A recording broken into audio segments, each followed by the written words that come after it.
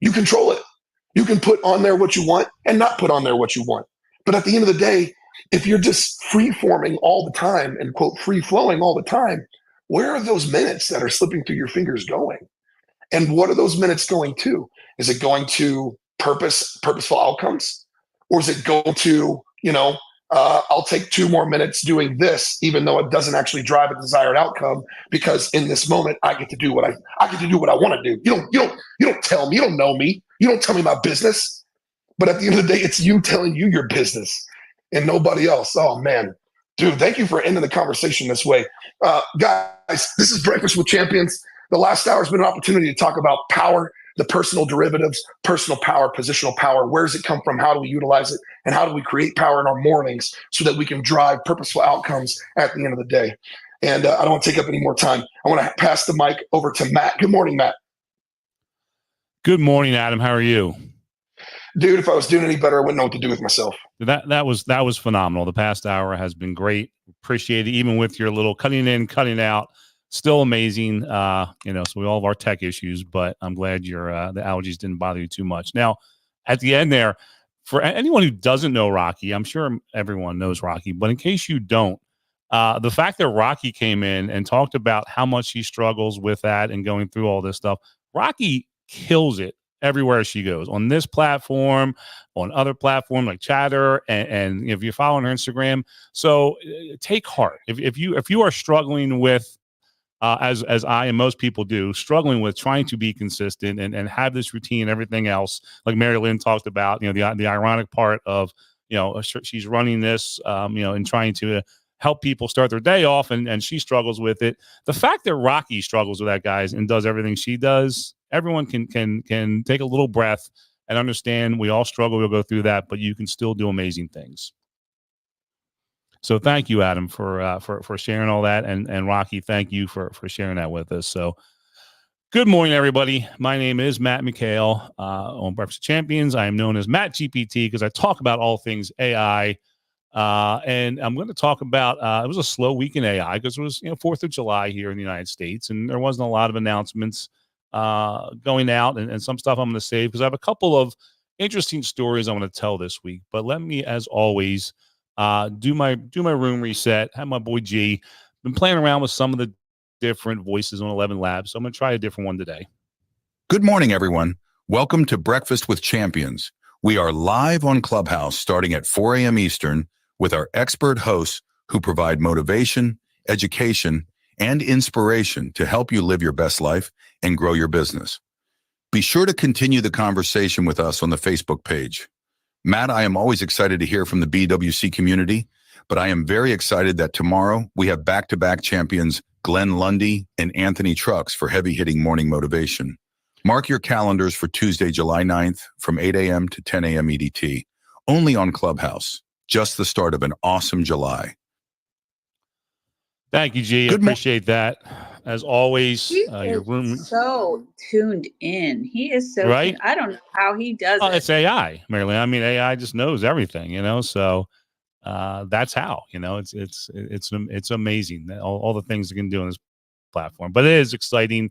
If you didn't hear Marilyn earlier, and Uncle John and cousin Julie and Christine, everybody was talking about all the things that are going on with the platform on Clubhouse. So if you're not on Clubhouse, because I am streaming right now out to YouTube, LinkedIn, and my Facebook, if you're not on Clubhouse, make sure you get on Clubhouse, especially tomorrow. That's going to be exclusive on Clubhouse. Glenn Lundy and Anthony Trucks back to back.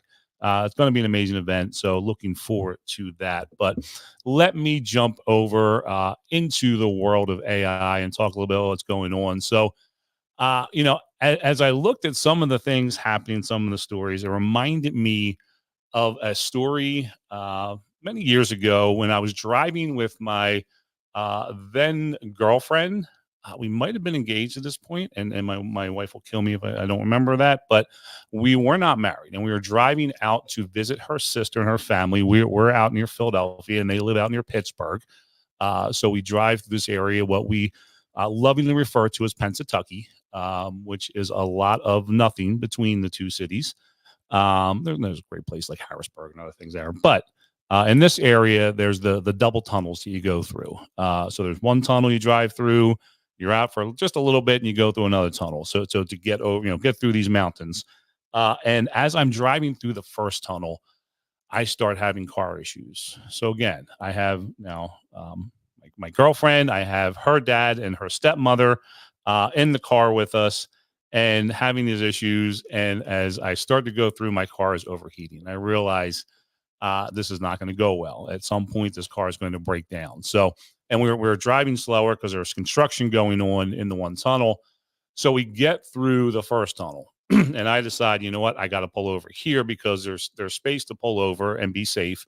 If I try to get through the next tunnel, I might not make it. And I don't want to break down a tunnel. I don't want to be that guy blocking a tunnel and breaking down. So I decided to pull over. So while this was a while ago, this was, again, next March we married 25 years. So I'll tell you how long ago it's been. I did have a cell phone. It was one of the earlier model cell phones.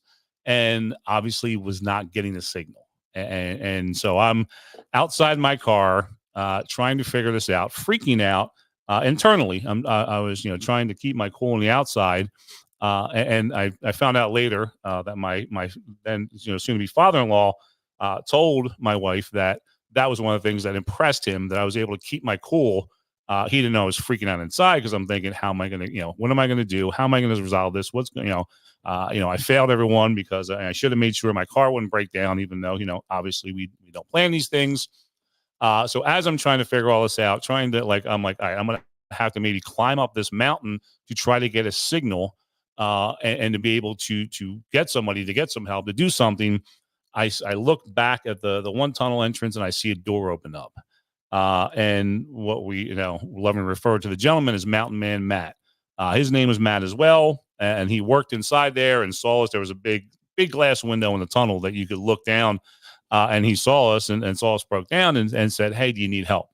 I said, "Absolutely, I do." And I was able to call Enterprise Rent-A-Car, let them know where we're at. They came out with a rental car, picked up my in-laws and my soon-to-be wife, and took them back to the rental place. And I stayed for the tow truck, got the car towed, got in the rental car, and went on with our trip. And it was a great trip. So, and you might be wondering, Matt, why are you telling the story if you're talking about AI?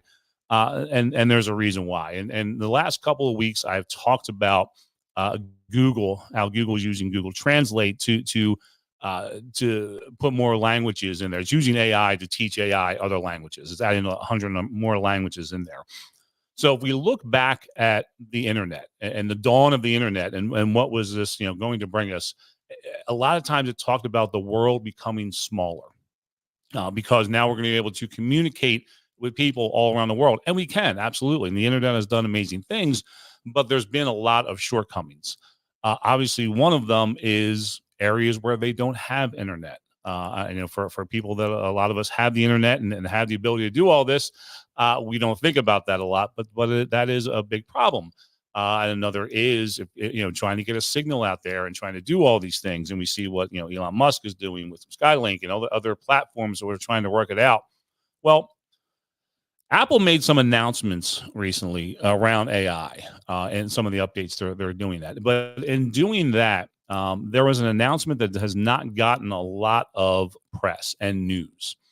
And once iOS 18 comes out, and I have a link here to a Medium article by Jano Leroux, who does really good jobs on Medium, and he wrote about this, so I'm going to give him credit. And he's saying this is bigger than Touch ID, bigger than Face ID. It's going to change everything. And I agree with him to a certain extent. Apple is giving messages via satellite. So your iPhone, if you have a iPhone 14 or higher, and once you get the new iOS that's coming out, you will be able to send messages via satellite. So if you can't find a cellular signal or you can't find a Wi-Fi signal, you're stuck between two tunnels at the base of a mountain and you can't get a signal, you'll still be able to reach out and send messages to people. So the fact that you'll be able to do this and you'll be able to start reaching out, and this is, again, this is technology that has existed for a while, but that's one of the things that we're seeing, how rapidly the technology, obviously with AI being a huge part of it, but how fast technology is going through. So imagine if, one, you have, you're able to now send a message from anywhere because you have that connection. You're able to now translate that message from your language to any other language out there because of what AI is doing. So literally, you can travel the world, and no matter where you are, you could carry two phones with you. So if you run into somebody else and you have a language barrier, you have something you're trying to talk with them, you can hand them the other phone, and you guys are sitting there having a conversation and talking back and forth in real time and going through all these things. So when I look at how quickly things are changing, and how quickly things are moving through, this is something that's going to, the world is going to become a lot smaller, a lot quicker. And the internet has certainly been a huge part of that. But when we look at from that time of the internet starting to go public and where we're at now, if we look at now between, just a short time of maybe 5 years from now, it's going to multiply what we've looked at and all these things. And again, that might not be good for everyone. And that's where, this technology and these things can replace jobs and can do things that people are doing now. And again, that's why I talk about, understanding these technologies and understanding the things that are going on in our world, especially around AI. Last week, someone asked me to talk about more on the investing side. I'm going to talk a lot about that today and share a story there as well. But because there wasn't that much, again, in the news going around, but also this is a very important thing to look at and look at the way people are using AI in their everyday life.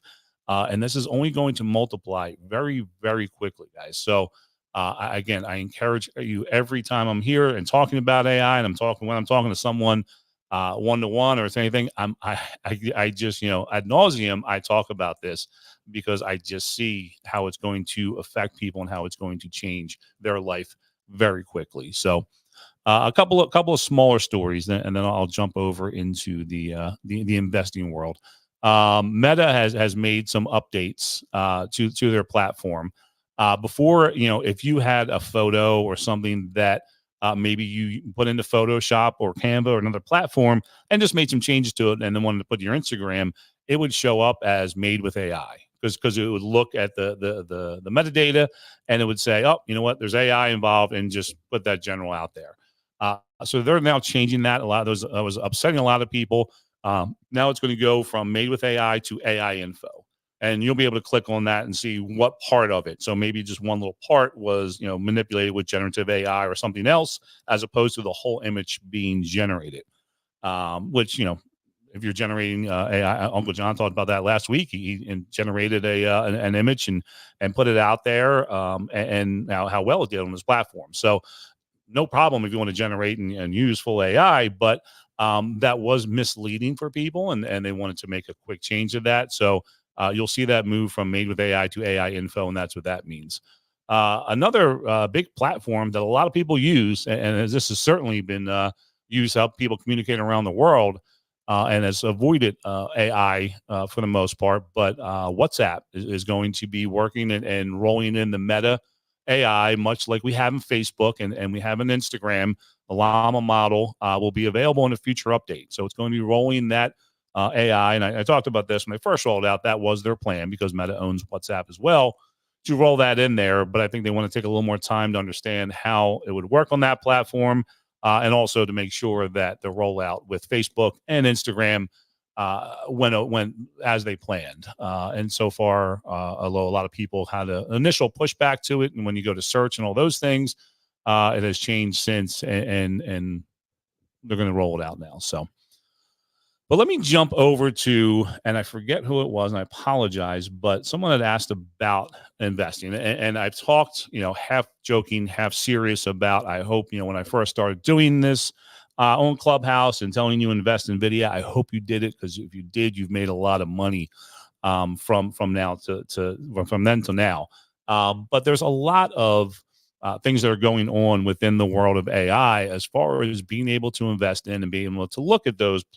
There's platforms, obviously, and there's companies within the world of AI that you can invest in to make money. So, and I'm going to give my, I am not an investment guy, and I really struggle, especially when I talk about this, on platforms like Clubhouse, because platforms like this went through a lot with the NFTs and crypto and other things that went on that people were using, not nefarious means, we'll say, to try to get money out of people and try to get people to invest in those things. So I'm always cautious when I talk about investments, just in general, but especially on different platforms like this, where people have been unfortunately taken advantage of. But there is a lot of money in AI. So Runway is one that is in talks right now for a $4 billion valuation. So that's one of the AI video startups. So you're going to see a lot in AI video. We talked about Sora and other platforms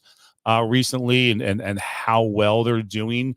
How people like Tyler Perry were spending millions of dollars to invest in build studios, and just stopped and said, "Whoa, let me check out the Sora. Let me see where this is going.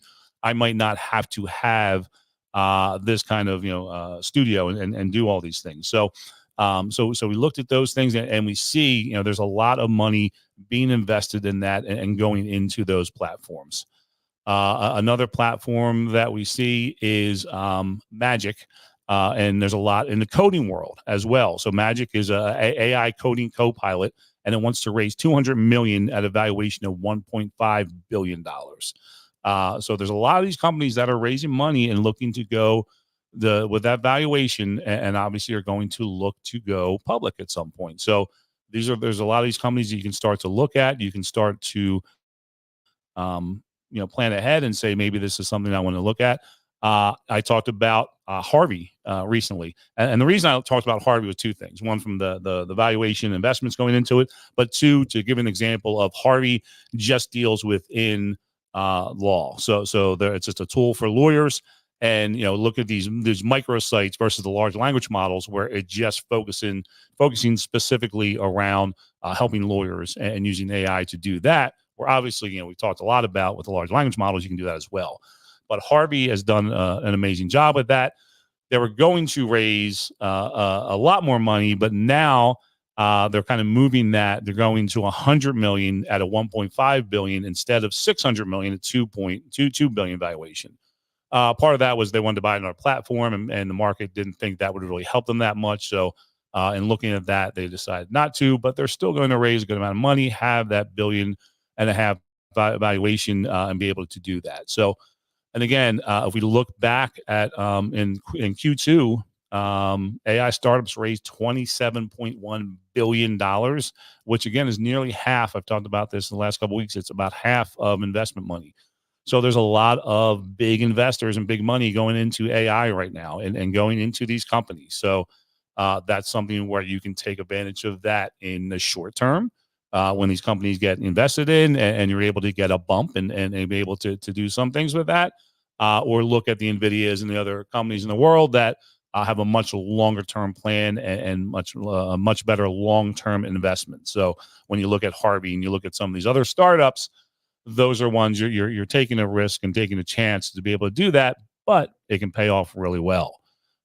So we continue to see these things, and we continue to go through this. So the tech industry is looking to lock power for AI. So I live right near Limerick power plant out here in Pennsylvania, and there's a number of nuclear power plants throughout the country. The tech industry, because the power plants have extra energy that they, if you don't know how power plants work, they have energy, and they can ship energy out to other areas. So it's not just powering the area that they're in. So these big companies are looking to lock up that extra energy that they have, and they need that to continue to run these companies. So that's one of those things to look at too. When you get into the world of NVIDIA and some of these others that take so much energy. Now they're talking about possibly launching into space, not only from an environmental standpoint, but just from a growth standpoint, and launching these energy producers into space, where they can then use that as a power plant and bring the energy back. And doing those, and they have to start to talk about this and figure these things out, because it takes so much power. So that is something to be aware of when you're talking about investing, talking about going through this. So one of the things, before I go into some of the investment platforms, I want to talk about Jim Simons. And Jim Simons, unfortunately, just passed away this past year in May. If you're not familiar with Jim Simons, he had what is called the Medallion Fund. Okay, so before any of us started talking about AI and before it was sexy, Jim Simons used AI to build the Medallion Fund. So he worked at the NSA until 1968. He criticized the Vietnam War, and the NSA said, "Sorry, you're out."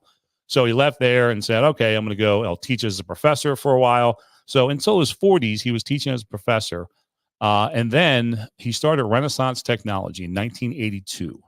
And he used what we now call AI and these different algorithms because he understood math. That was what that's what he did. That's what he did for the NSA. That's what he did as a professor, and taught not just math, but being able to teach it how to use it and how to analyze things and how to use it to track things and do all these things. So he's like, you know what? Never an investment guy. Never looked at it and said, I could probably use this stuff and use it in investing. So to give you an idea of how much the Medallion Fund has done and has made, if you invested $1 in 1988 in the S&P 500, you would have $42.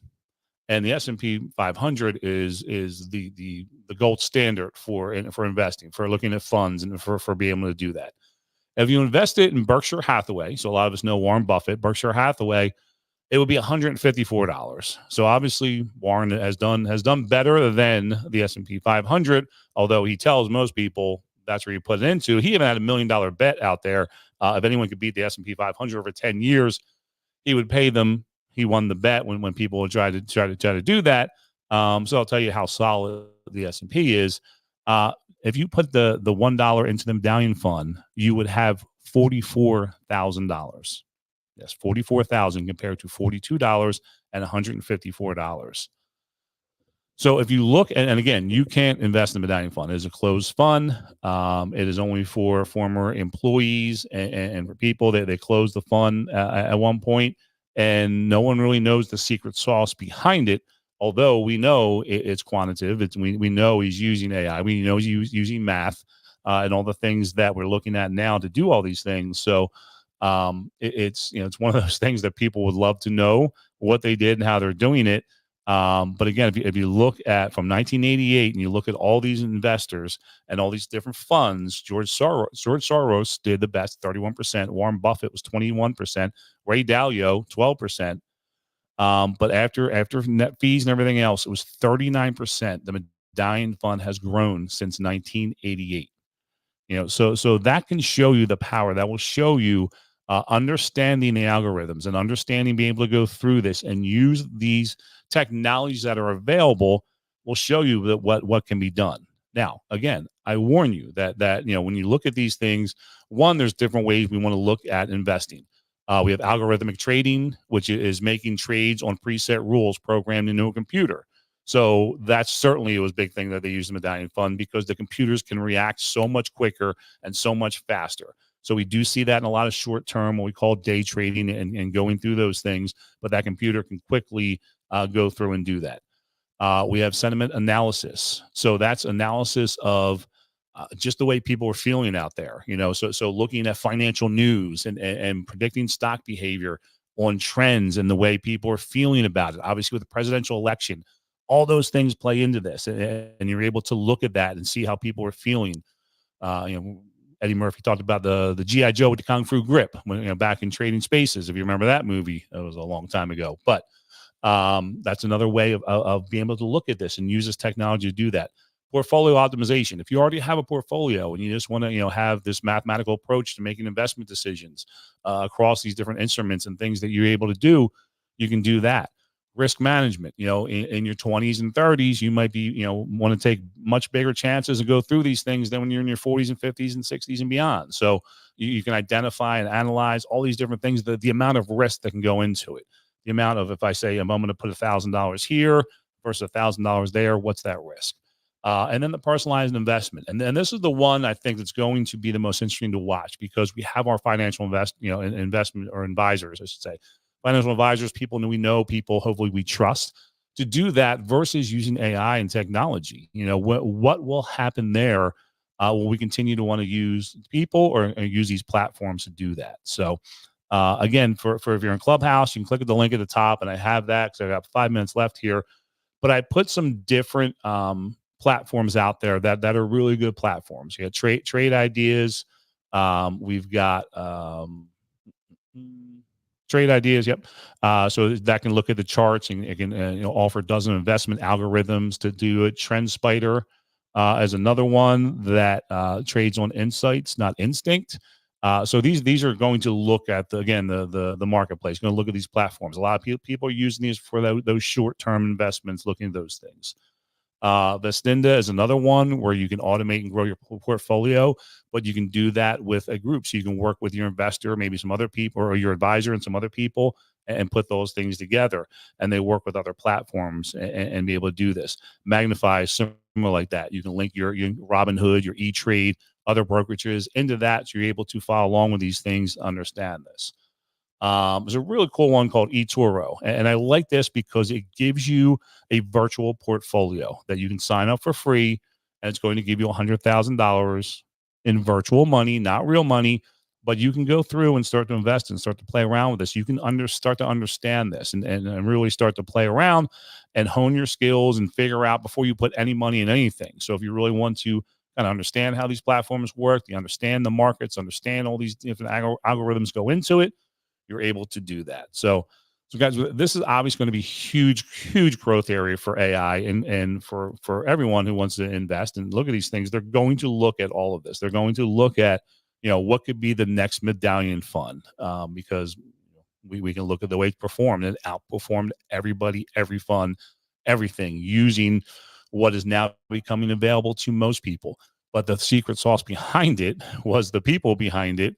So what not only what Jim Simons could do, but the teams and everything that he put together. So that's the most important part is, it's one thing to have the technology, it's understanding how to make the technology work correctly and put those things. And that's why I continue to give fair warning to that. But there's a lot of great platforms out there you can start looking at. Like I said, eToro, I really like that because you can sign up for that free account and start going through that. So I have a couple minutes left here, guys. I'm going to open it up to anybody who has any questions or anything. I'm sure this week is going to be packed with a lot more just general AI stuff going on because people held off, like I said, because of July 4th last week. So I'm sure we're going to have a big week this week of AI news and things going on. I'll talk about next week. And there's a couple things I didn't get into because of time, and I wanted to focus more on the financial side of things right now and investing. But does anybody have any questions or any thoughts around that? Matt, I do. It's Rocky. Fun fact. Yes. You said iOS 18 update and my phone updated, so I missed your whole segment. But I did. Oh. So it updated, but I looked at the satellite feature, and I do have a satellite feature now. What else does it do besides optimizing your signal? Is there anything special to that, or just for the satellite stuff, or just for in general? I mean, the iOS 18. The satellite stuff in particular, because that's what I see is new, and there's an actual button there. Yes, yeah, exactly. So yeah, that's exactly what's going. So it's going to give you those times when you can't get a signal, you're not near some, you're out in a remote area, anything else. It will be able to kick over to the satellite and be able to send those messages. So you're not going to have a problem of, this text isn't going through. Or I'm trying to send you this picture, or trying to do something, and you just can't do it because you don't have Wi-Fi near you, and it's a horrible signal. Now that satellite can jump in there and be able to help you with that. Yay, I'm so excited. It's really cool. Yeah, it has a really cool update that kind of went under the radar, went on the satellite, so to speak. But I think it's going to be a great thing for people to be able to use that. Thank you, Rocky. Matt, do you still think it's good to invest in NVIDIA? Yes. This is Chris. Okay. Yes, especially if you're looking long term, Chris. Short term, yeah, they're still gonna. No one's challenging them right now. The people are going to try, and there's a lot of different companies that are going on and other building up other areas where they can do what NVIDIA is doing, but no one's getting close to them yet. So they're still by far the leader and still have some really cool things happening and things that they're going into to grow. Again, I think at some point the stock market has to have some sort of crash, but we are in so uncharted territory since the pandemic.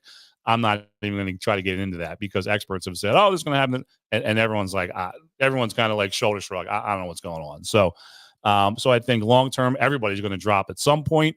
So if you're looking for a short-term investment, that is my caution. If you're looking for long-term, NVIDIA is still a great investment. Absolutely. And then you said that the Harvey, Harvey, that's the one for Yes. attorneys. Yes. That Okay, is, yep, and that's a good exactly. one too. Okay, Yeah. thanks so much. Appreciate it. Yeah, sure. Absolutely. Well, it's 9:01, and it is, I believe it's National Dora Day. So we have our Dora, who is an explorer because she moved out to the West Coast. So, Dora Maria, you there? Yes, I am. And it How are you? was yesterday. It was hilarious. Oh, Somebody was it texted me yesterday? to Okay. not stop. Oh my God.